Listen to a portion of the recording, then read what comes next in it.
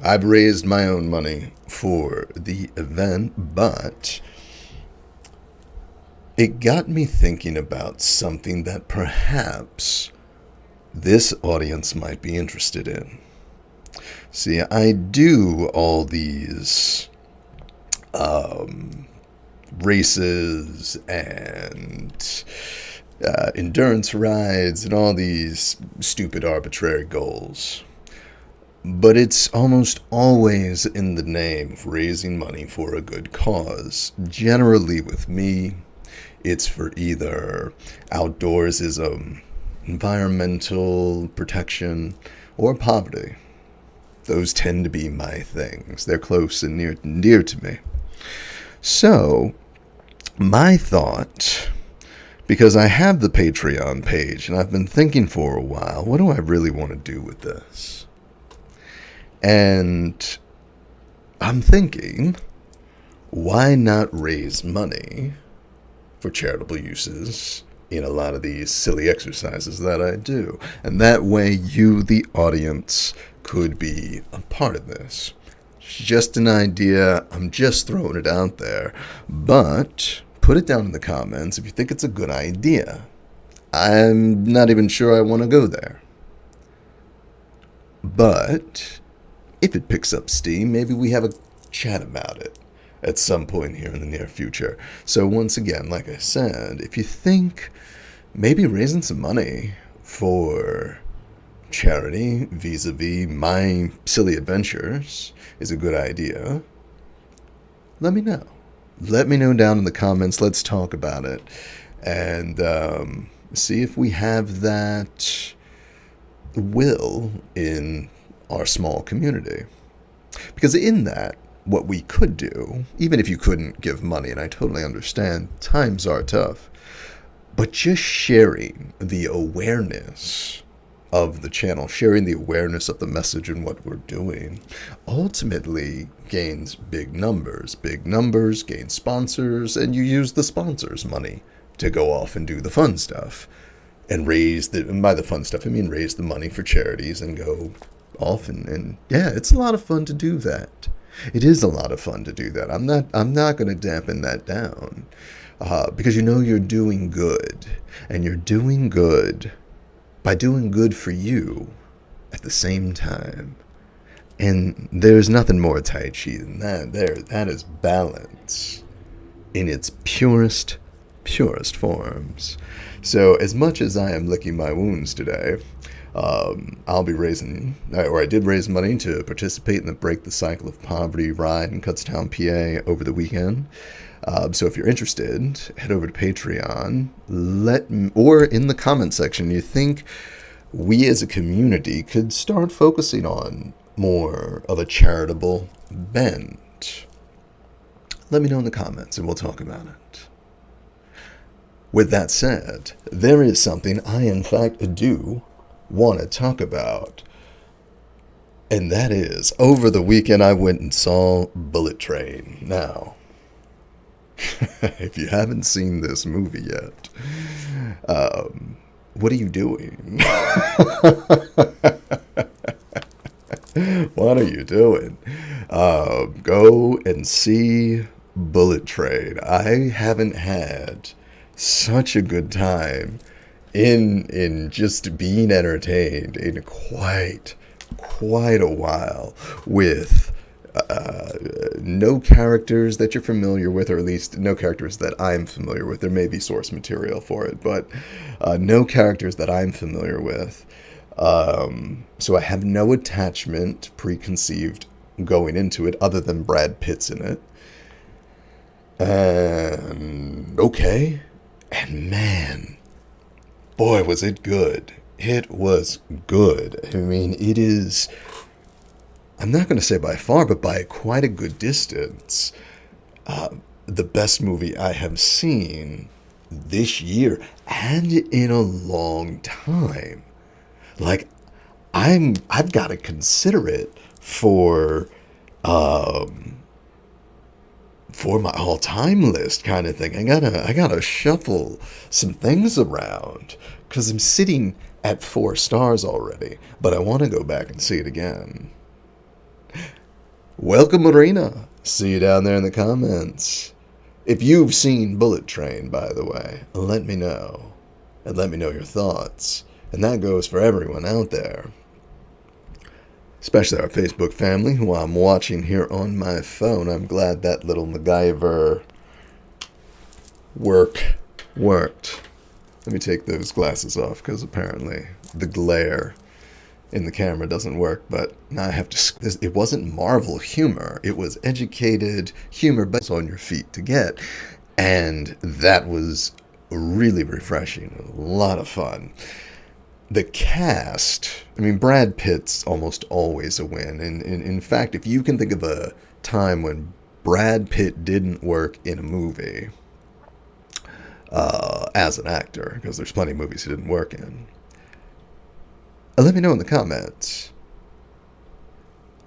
Well, then you have an obligation to now go see Bullet Train, Marina, now that you're singling yourself out in the comment section. So, the cast was phenomenal. Absolutely phenomenal. Every character felt like they got the development they needed. Even characters that were just sort of there as cameos were, they're popping up. They're really only there to serve a purpose. But even in that, we get lots and lots of fun and lots of engagement, and we feel connected. So these are things that you ask for in a movie. I'm not saying this one's an Academy Award winner. I'm not saying that. I'm saying it is a raucous good time. It's entertaining, and you're not going to feel a less of a person for watching it. You're not going to feel dumber. You're not going to feel like a sellout. It's fresh and it's new, and that was fun. And the one thing that I really enjoyed about this movie was that it kept me guessing the entire time. You didn't know. You just didn't know. And yet, with every turn, it made sense. With every twist, a knot, loose strings were tied. And wow, what a good movie. I really enjoyed it. So if you haven't seen it, go see it. Go see it. I understand. I think it's doing pretty well at the box office. So just join the crowd and have at it, and eat a little popcorn, drink a little flavored water, whatever they've got there at the AMC. That's what I do. Throw a little cherry or lemon lime in the sparkling water and have at it. So, the other thing though, and I don't know if you know this, but Brad Pitt is incredibly charming. I really enjoyed his performance. It was the first performance that I've seen in a long time by him where it wasn't just him being Brad Pitt. He was a distinct character, and he lost himself in the role. And you could tell he was having fun. And I really enjoyed that. I really enjoyed that. And not for nothing, he's looking good. He's looking good. I think he's 58. He is obviously keeping up with his fitness. He is, he's Brad Pitt. He's the 90s and 2000s.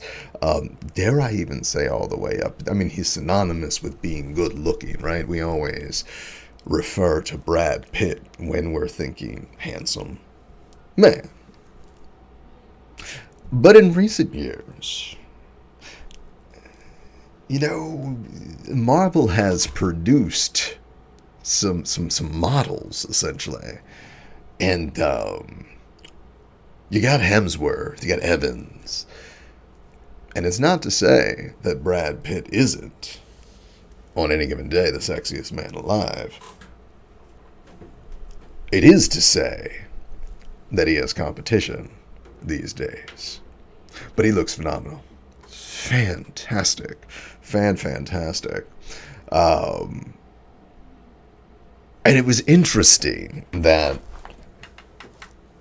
Brad Pitt was the main attraction, was the star, the protagonist of the movie that I had watched, only to trip over another 90s icon falling into the news, or not even the news, but into the social sphere. I don't know what we're calling it. With specifically Gen Z trying to cancel Eminem, right? And I was like, what is happening? First off, I didn't even know Eminem was still active. So is this sort of a weird way, like a spell to resurrect this man? Or are the charts hurting and we need one of the original princes of hip-hop to perhaps the final prince of hip-hop to come back from the dead and save the industry? I don't know. Some deal with the devil. But there was a something there was a movement, there was a call to cancel Eminem. Okay. So I looked into it a little bit, wanted to know what was going on, and apparently, and don't quote me on this because I'm only so engaged, but I am interested. And that is over lyrics in the song that he collabed with Rihanna on. I think it's came out in like 2010, 2011, something like that.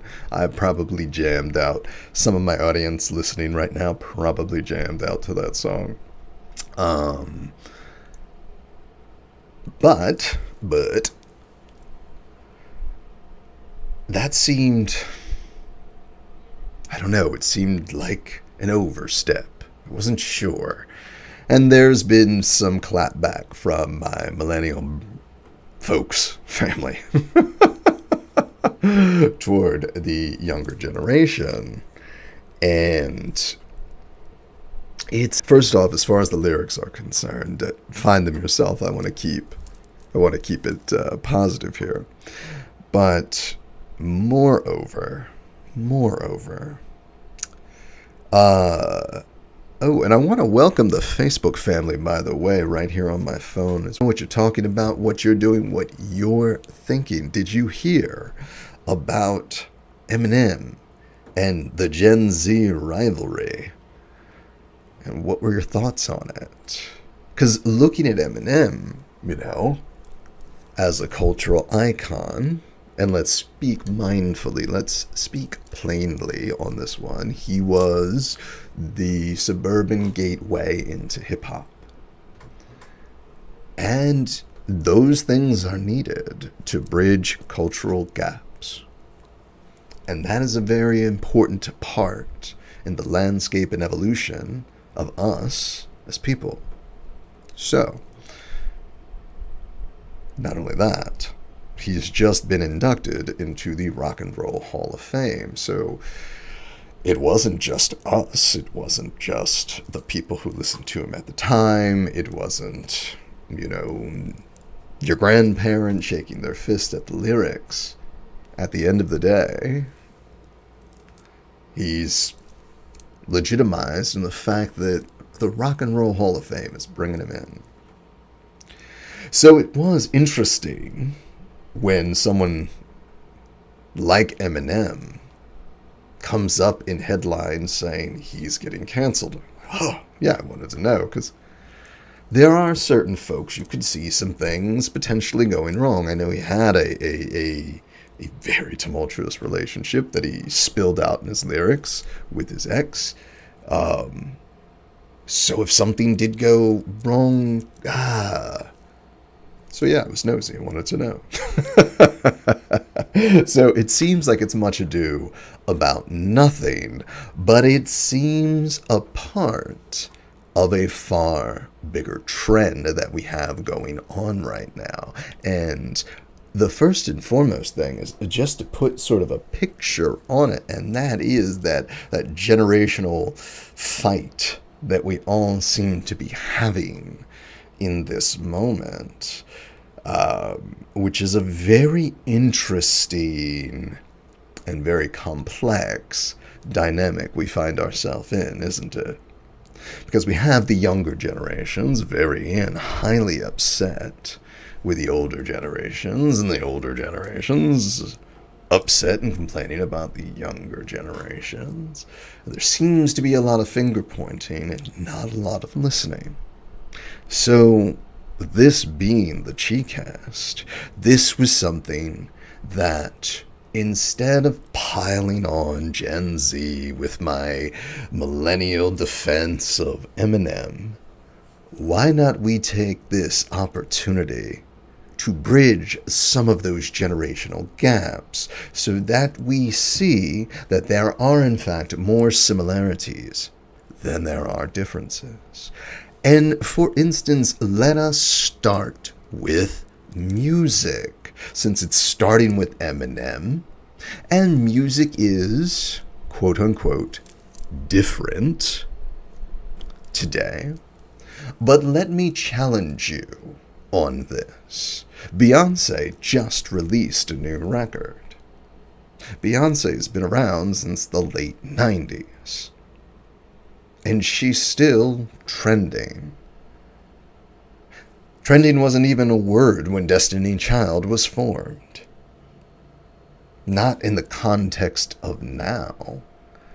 They would have come up with the HTML web page. Oh my God, we're so ancient. Digitally. Right? Maybe the Gen Zers have a point. No. I mean, maybe they do, actually.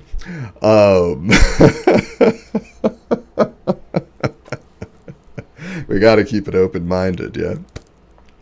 So, when we look at music, a lot of the collabs that go on, there are...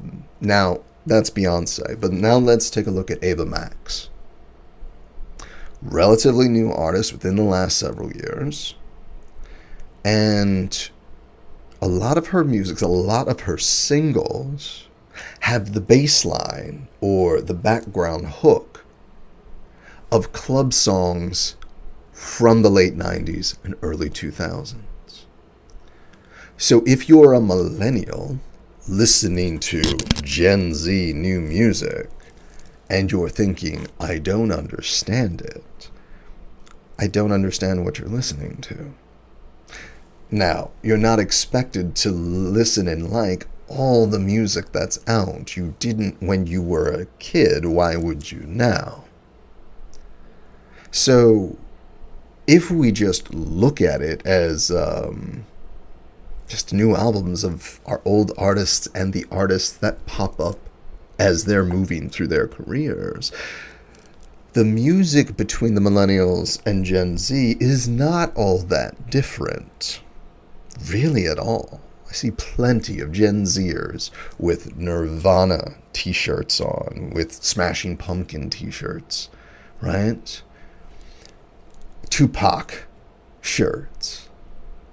These things are classics, and the reality is small little digital touch-ups that might not even be necessary would allow, if, say for instance, the aforementioned Tupac Shakur, All Eyes on Me, and Nirvana's Smells Like Teen Spirit, which drop today in 2022, with very little digital editing, we would have hits on our hands. We would have hits on, and I say that unequivocally. Now, I don't say that about everything. I don't think Snoop Dogg would work today. I think he was a product of his time, right?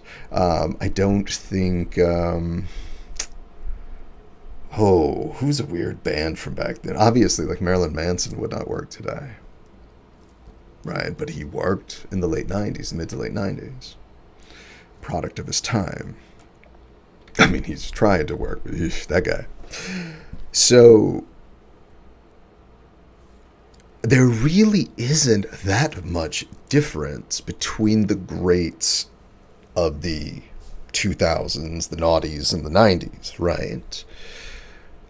So that idea that millennials can't listen to Gen Z music is just kind of silly.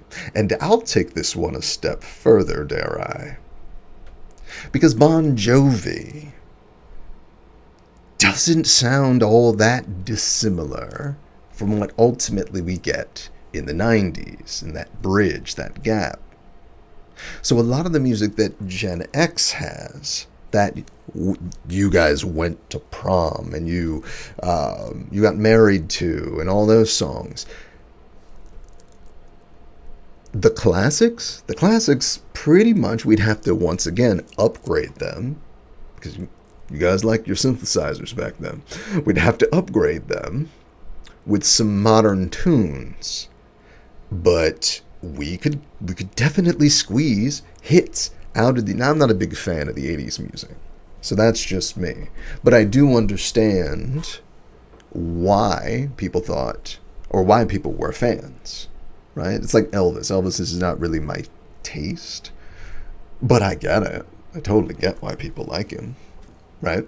So, looking at it from that perspective, and now go back even further, where we have Marvin Gaye. Marvin Gaye could drop an R&B hit today, no questions asked. You could take What's Going On. You could take What's Going On. Update the hook. Just clean it up. Digitize it. Clean up the background. Maybe add some instruments. But keep the vocals exactly the same. And you drop What's Going On today, and you have a hit on your hands. You have one of the biggest hits the world has ever seen. And I mean that. Listen to his voice. His voice sounds just as modern as any of the singers of any of the eras that follow him. He's great. And so even we go into the baby boomer generation, there are still, you can pull out the Hendrixes and the Pink Floyds that even today their sound would be fresh. Now, not every band would make it.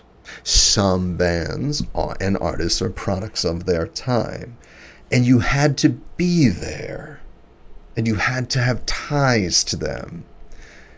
But once they're gone, and those ties aren't shared, well, that's it. They're sort of locked in their iceberg, if you will. It's the players on the team that you just don't remember. They weren't the stars. They were instrumental in the era of the championship that the team won. But they weren't the stars. They weren't the notable reasons. When you listen to the writings and music of Lennon and McCartney in the 70s, this is gold, right? A lot of it is gold. So you have that. But in other circumstances, something like Kiss and Twisted Sister or The Who would not fly today. They wouldn't. I was listening on a plane ride. I was wanting to listen to some music, and I pull up Drew Hill, R&B band from back in the day, back when I was in high school. Cisco was the lead singer, if you remember him. And I must have worn out 3 or 4 of these CDs listening to them. And then I put that music on the plane, and I swear to you all, it was bad. It was garbage. I couldn't believe it. My childhood was kind of ruined. Not really. It taught me something. And it taught me this lesson, was that not everything is as good as you thought it was, and a lot of it was product of its time. And Drew Hill was a risque R&B band right at the time that I was entering my formidable years. So that was my connection to them. Now, there is music from that time I still think of fondly. Dondell Jones and 112 are 2 artists and bands that I enjoy still to this day. But most of it, it's it's not that good. And that's all right. So the same can be said for today. And there are songs like the aforementioned Ava Max. I enjoyed her music on my workout playlists. But after, 20, 30 listens of it coming up, it starts to wear. And eventually it'll get dropped from the playlist and replaced by whatever else is out now. And I wonder if that's not the big generational mistake that we make. Understanding that we are in fact all here together. This concept that somehow, because you were born between these revolutions around the sun, and you were born around these revolutions, or between these revolutions of the sun, that somehow we are a separate species, and that the problems and triumphs of the day do not affect us equally, even if it's not the same. And a lot of that comes down to recognizing that we move forward because most of the past isn't worth holding on to. When we were children, we understood that. We were, in a way, racing toward becoming adults. And then we get into the workplace and we race toward the degree, or we race toward the promotion.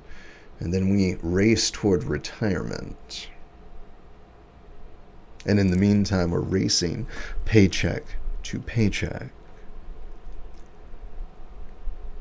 And when you hold on to the things that are making you comfortable now because they are familiar, every day that goes by, of course, they age. Our music, our movies, they don't change. They are frozen in their eras. And when we bring them forward, it's like bringing your stuffed animal from childhood into the workplace in many ways. It doesn't feel that way, but it is that way. Because newness, no doubt, is scary. And you get to a point where you know things, and you don't want new anymore. But the generation behind you, the generation coming, they don't have a choice. It's all new to them. And they're going to see it differently because you changed the world while you were still seeing the new.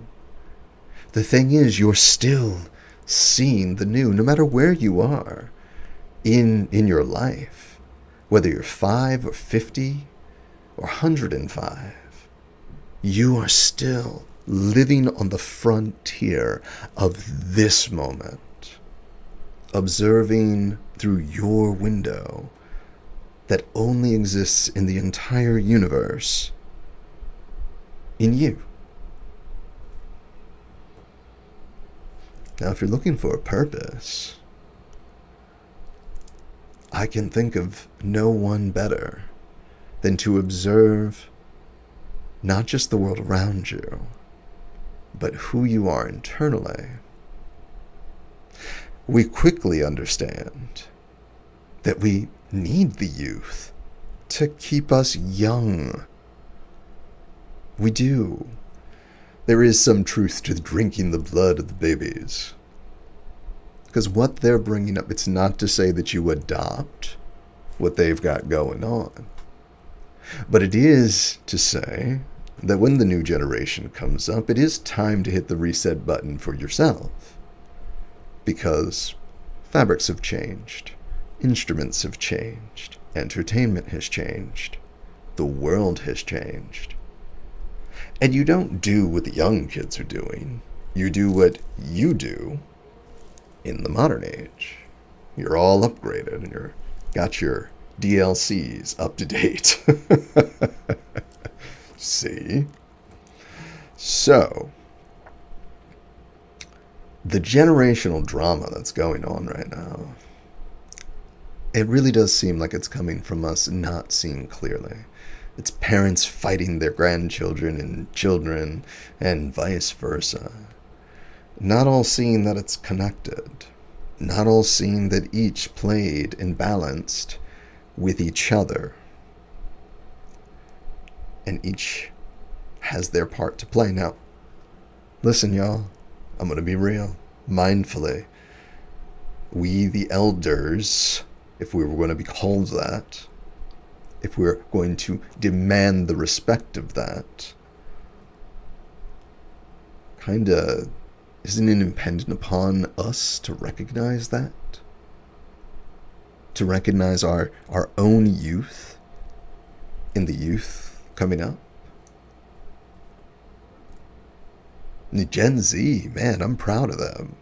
Their first kick into history was pulling together their generation and petitioning Washington. Let us not forget that was less than half a decade ago, right? Somebody find out there in the comments. So for everything that the boomers have done, Gen Z did things, millennials did things, Gen X did things, and the generations to come, they'll all do and all play their stage, but we will all share the stage together. Perhaps this is why the Tao that can be named is not the eternal name. Till next time, everyone, thank you so much for joining me on the ChiCast. I'm your host, of course, the voice of mindfulness, Marcus Julian Carbo. I'll keep the discussion going down in the comments about your thoughts on the generational warfare we find ourselves in, and how can we bridge the gap? What are the pieces people are missing in order to tear down walls and rebuild bridges for our fellow family members across the bridge? I'm not talking about false positivity. I'm talking about real-world solutions. Let's talk about it in the comments. And until I talk to you again, remember, keep it simple out there.